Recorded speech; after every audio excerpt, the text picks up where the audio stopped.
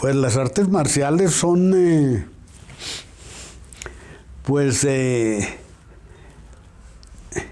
un modo de defenderse, una disciplina grande, y entonces los orientales, como han sido muy místicos, siempre han puesto en el arte marcial en general mucha mística, mucha disciplina, y se llama marcial porque es pues realmente de la guerra.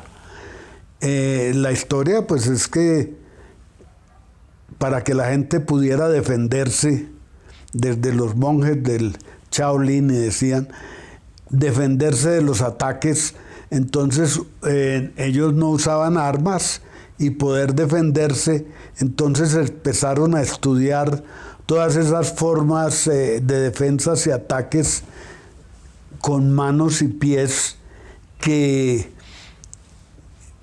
pero tenían que tener un sistema, tenían que tener mucha disciplina.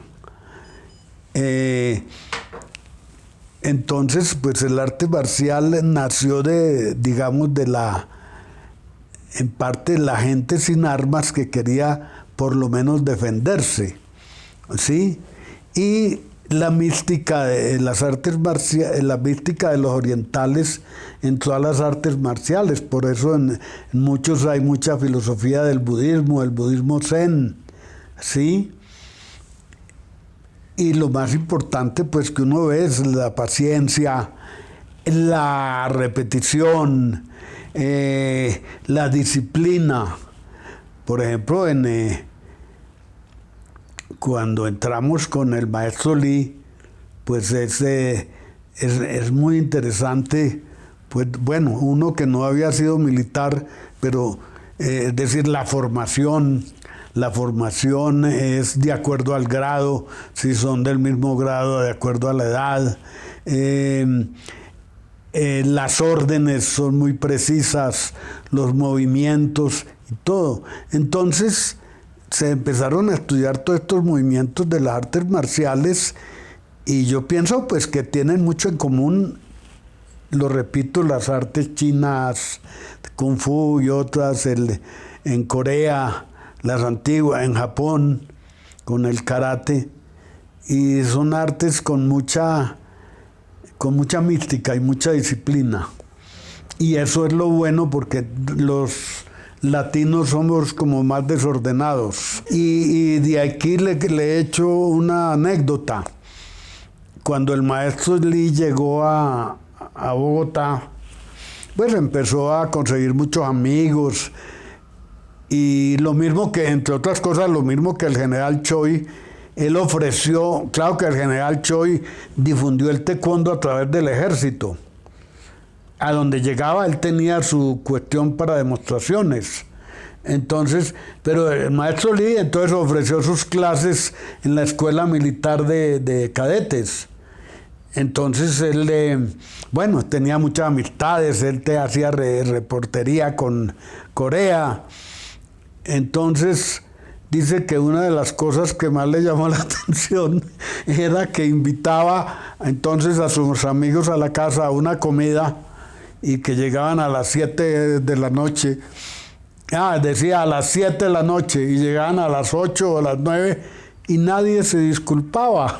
Decía, era una cosa impresionante. Decía, pero es que la gente no va a venir, no les gusta mi atención, no les gusta que los invité, y empezaban a llegar tardísimo. Pero él decía, ni siquiera se disculpaban que llegaron tarde, y llegaban tarde media hora, una hora, hora y media. Entonces, donde uno ve la diferencia con los orientales. Entonces, cuando yo comencé, es muy importante enfatizar, sobre todo pues para la ITF, que quien trajo la ITF a Colombia fue el maestro Kyung Duk Lee. El maestro Kyung Duk Lee era director técnico de la Budo Kwan en Corea, que era una de las 6 escuelas importantes cuando él llegó aquí. Pero él, cuando prestó servicio militar, el maestro Lee conoció al general Choi. El general Choi pues ya era comandante, y él era apenas un soldadito y llegó a cabo.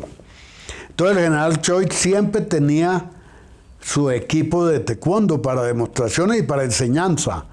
Entonces él lo llamó y por eso él conoció mucho el taekwondo del general Choi.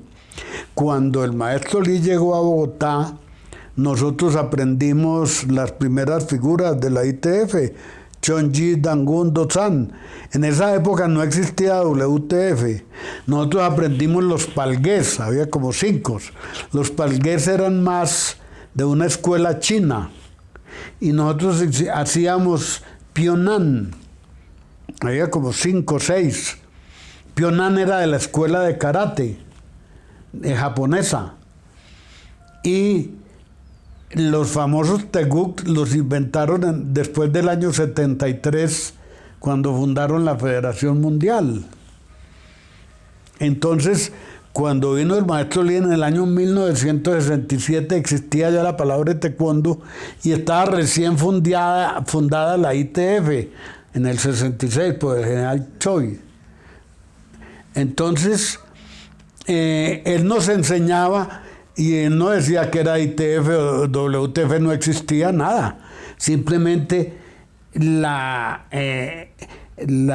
cuestión del maestro Lee era que era muy polifacético, tenía mucha enseñanza de toda esa escuela moderna y antigua, digamos.